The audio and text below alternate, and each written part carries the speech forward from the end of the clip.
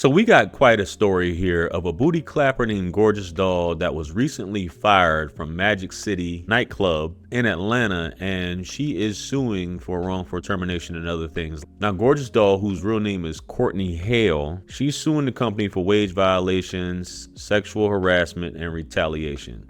She claims the club withheld her tips, forced dancers to pay legal fees, and allowed manager Tanisha Lamb to grope her weekly while making vulgar comments. Despite reporting the abuse to owner Michael Barney, she says she was retaliated against and fired shortly after. So some of the things here, when you read the suit here that she filed, she said throughout the time at Magic City, she had to share her tip with an agent, a third party named Baller, and she was required to pay and did other kickbacks as well, such as a house fee of $100 to $300 per night, DJ fees of $20 to $100 per night, and security fees of $50 to $100 per night.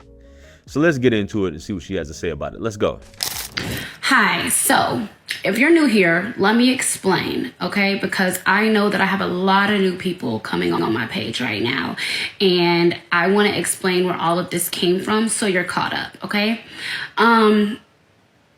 About a year and a half ago, there was a situation. You guys probably remember it. It had something to do with me and this other rapper, okay, a female. And with this, okay, was when I first was really on TikTok doing my story times and letting people know, like, this is my life as a dancer. Yeah, you can watch me count whatever, and, you know, this is great. But I didn't want to just promote that stripper life, because what I found was girls in my comments, like, tagging their friends, let's go to Atlanta, let's go this weekend, we gonna dance, we gonna da-da-da. And I said, let me show you. It's good, but it's also bad, okay? So there was a situation that happened, okay? And I did a story time on it, all right? This was before I realized that people listen to what I say, okay? People listen to what I say, they take it and they put it on blogs. This was before I realized the power of my voice, okay? So at this point, I was cool with a couple of girls who were at the club. I was still like working there, but I had been going through certain things, which are in the court document, that were already, you know, me speaking up, me letting them know, this is wrong, this is wrong, this is wrong, how are we gonna fix it? And they would just be like, we're not. We're not. So when this situation happened, it was around the time that a lot of people were watching me, and I didn't want young girls just to think it was sweet. So I used this story time on my platform to let people know, yeah, you could go travel to Atlanta one weekend, pay all the money for your dancer permit, for your shoes, for your outfit, for your house fee, go to work, think you're in a bag, you're making money, and then somebody decides they want to pick it all up. And then that club will decide whether, okay, we're going to let this happen or we're not. Well, at this point, they decided to allow it to happen. So with me, I spoke up. I did a story time on it. And for me, the biggest part of me doing that story time was to let girls know shit ain't sweet. It might look sweet, but it ain't sweet. We go through a lot in the background, okay? And it just is, you know, whoever chooses to speak on it, speaks on it. Whoever doesn't, they just go through it, okay? But me, I'm a woman of the law. I know my laws, okay? I know my rights. I know what's legal and what's illegal, okay? I guess you could say... Again, no offense, Gorgeous Doll, but you're working for someone's establishment. And yes, she is absolutely right. Young girls see these videos, they see an attractive woman, they see her doing this, hanging with rappers, dating rappers, all this stuff like that, and they figure all their dreams can come true in one weekend. Get all this attention, make money, come back, live gloriously. And hey, I'm glad she's making these videos, but one of those things where as long as it's going your way, it's fine. But once things aren't going your way and you try to enact change from the inside within an institution that made you a star, you know, we see a lot of people, not just in the booty clapping industry, but just industries in general. The same industries that made them somebody or made them into a star, they end up trying to take it down. And businesses aren't going to stand for that. They aren't going to stand for that. But as I said before, the weirdest thing is when women knowingly go into an industry like this, whether it be corn or this, and think that everything is supposed to be like, I can't believe they did this, I can't believe they did that, but still continue to do it until it becomes an issue, and then you want to file lawsuits and things like that. But you were participating in it and allowing it to happen from the beginning to make your coins. Just my thoughts. No offense. You might see this and want me to take it down or try to get me to take it down because I'm giving my opinion on it, but I never understood how people make these videos and get mad when people express their opinions. But let's get back to this clip though. Let's go. I'm that one. You know, I'm that one that doesn't play about herself, and I try to not allow other women to play about themselves. And that's my bad, okay? Over this last year and a half, I've learned to be more selfish with myself, be more focused on me and what happens to me. And that's what I did. So when this whole situation happened, the world was against me, okay? The world was against me. They didn't give a about me saying I was suing, I was doing anything. I really think that they were trying to hold me out in a way. I don't know, allegedly. So for me, I had made it very clear. I'm suing. I'm filing my case to the EEOC, and I'm suing. I have all of the proof of everything that I had endured, everything you guys had put me through, and I'm filing, okay? And I pretty much was told, go ahead, go ahead.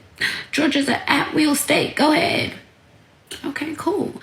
And my thing is that I knew that I had all the proof in the world for everything that I would speak up about. But at one point, right, I also thought I had friends in these environments. But what I realized is that not every girl can do what I do. Not every girl can stand up for themselves and say, yeah, you're not about to play with me at all. I've worked at many clubs, okay, many clubs, and never experienced what I've experienced at this one, okay? You guys have never heard me come on here and do a story time or complain about any other club in the world at all, because this was the only place where I experienced this to this extent, where I'm like, hey, y'all know this is illegal as fuck, right? Like, this is illegal. Are y'all gonna change it, So anyways, I was very suddenly hit with the realization of these girls aren't going to stand with me because this is their bread and butter. This is all they have. Okay. But me, I told myself, I'm smarter than this.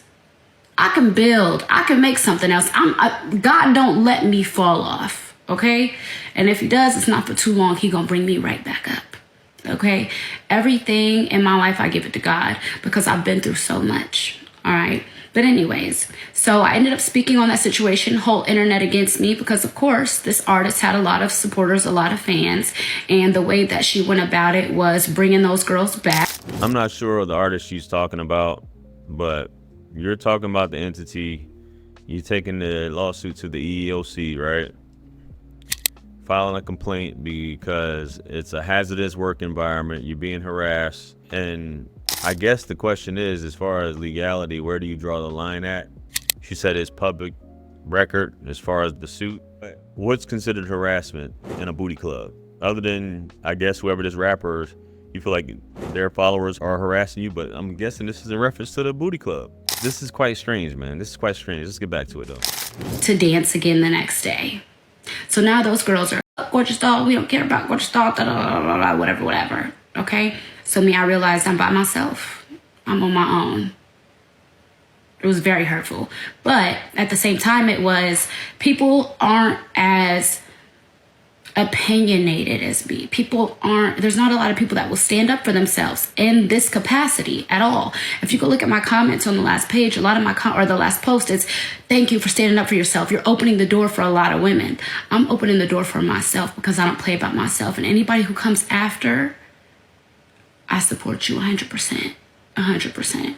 But good luck with that, baby. Maybe you're a revolutionary in the booty clapping industry. Maybe a lot of women will support you, but you do have to realize when it comes to people's bread and butter, it's what they're willing to put up with. That's what they're willing to tolerate. I'm not saying it doesn't make it right, but you're in a place where men are touching you and women are touching you. They're looking at you naked. You're going in VIP rooms. You're doing different things. So this is a strange world. I may not know the full issue of what's going on, but obviously the basis of it is you being sexually harassed in the workplace, hostile environment, all these other things, and you're speaking out. You're doing a story time about it's not sweet being a booty clapper. Hey, man. So story time, but before I begin the story time, because this story time is going to take me a couple of days, I want to start by saying we have officially filed in the Northern District of Georgia, the Atlanta Division, my lawsuit against Magic City. Magic City is trying to silence me, okay? They are sending me cease and desist. They are calling me a liar. One thing about it is I've built my platform, both of them and this page, brick by brick, with nothing but the truth. And you guys know I have receipts for all my truth. So even with that being said, they're still trying to silence me. And I really think that, you know, with me educating girls, letting them know what's legal and what's illegal and the things that they allow to happen, now it's starting to get to a point where it's like, what else do you want from me? You know, I have sent in all of my receipts, all of my proof, everything backing up all of my claims. And, you know, it's just a slap in the face, even to be sent a cease and desist, because I'm not going to cease and desist about the truth. Okay. One thing about it is that every single thing that I've ever said against this club, I have black and white proof. Okay, every single thing. So over the next couple of days, not only am I going to do my story time of when I started working at Magic, but I'm also going to go through this lawsuit that is filed, is public record. We're going to go through everything. It's a lot of pages. A lot did happen. But another question that kind of concerns me, right, is, you know, I have just seen that they dropped this Stars documentary, or they're about to. And my thing is, that's why I think they're trying to silence me. Even worse than what they have before. And I can't like speak on directly what has happened in the background, but I was served with a cease and desist. And for me, I'm not lying. So I was directed by my lawyers that you have proof of every claim that you're saying they ever did. So you go ahead and tell your story. So that's what I'm gonna do. I'm gonna tell my story. But I have a bigger question. I wanna know, you know, does Stars condone the silencing of Black women? Because that's what's happening here. I, a Black woman, am being silenced because of the things that they allowed to happen and go on in their establishment, right? So even for me to see Stars backing up this documentary, right, without the full truth, I'm sure the documentary is going to be, oh, Magic, a great club. Oh my God, one of the best clubs in the world. But they're not going to tell you about, you know, the illegal activities they allow to happen. They're not going to tell you about Baller, who's an outside agent inside their club taking money from the girls. They're not going to tell you all the extra fees that they put on top of us. They're not going to tell you about the sexual harassment that the girls have to go through just because, oh, we're dancers and this is the environment we're in. At the end of the day, no matter if we're dancers, if we're in the damn circus, if we're riding a tiger into the damn circus, okay? This doesn't make it okay. Just because of the environment that it's happening in doesn't make it legal. And so for me, when I saw that Stars was backing up this documentary, I really wanted to know, do y'all know the full truth? Do you guys know what really happens in this club? The thing about it is that when they were shooting the documentary at Magic, I worked there, okay? And I wonder if the rest of the girls who were being recorded on camera, I don't know if you guys signed something approving, you know, Stars to even make this or have use your likeliness. I'm not sure. But my intentions over these next couple of days is to educate all of the girls on their rights, what's legal and what's illegal working in these toxic club environments, and also to speak my truth, because the one thing that I have never given is Magic City their story time, and it's time for their story time, and I'm gonna specifically do it on a Magic City Monday. Bye, y'all. But one thing that and I'm not involved in the strip club culture at all. I think it's very, I guess, if you want to do something like just for a special event or something like that, it's cool. But to be constantly giving women money just because they're showing some TNA, I don't agree with that. As far as them getting clapped up, that's a different story. And to be an activist or a booty club activist, I understand, Gorgeous Doll, if that's what you want to do. But I think women are afforded the opportunity of willful ignorance, knowing that they're getting into the sex industry, which that's what you're doing. You're showing your body off.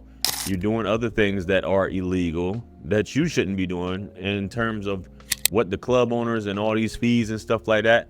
you know what the fees are before you start. You know what it entails. So when women say, oh, it's this after the fact, you got women doing this for 10 years, 10 plus years. You got young girls that like the attention. The quickest way for any woman to get popular other than social media is showing her body off, getting in the pee game, the corn game, or be a booty clapper. That's the quickest way. You're already being adored, but just to do that. And I'm not knocking you. I'm not saying none of that stuff didn't happen. But to say that we don't know what comes with it, we didn't understand this, you're not going to work for a Fortune 500 company. You are in the trenches.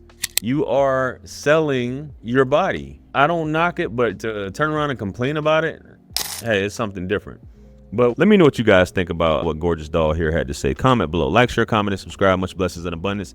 Stick around for the next videos. It's going to pop up on the screen below. That's where I'm going to see you guys at. It's your favorite everything. This is Wisdom. I'm the best. Let's run it up to 1 million. Quit playing with me. Peace.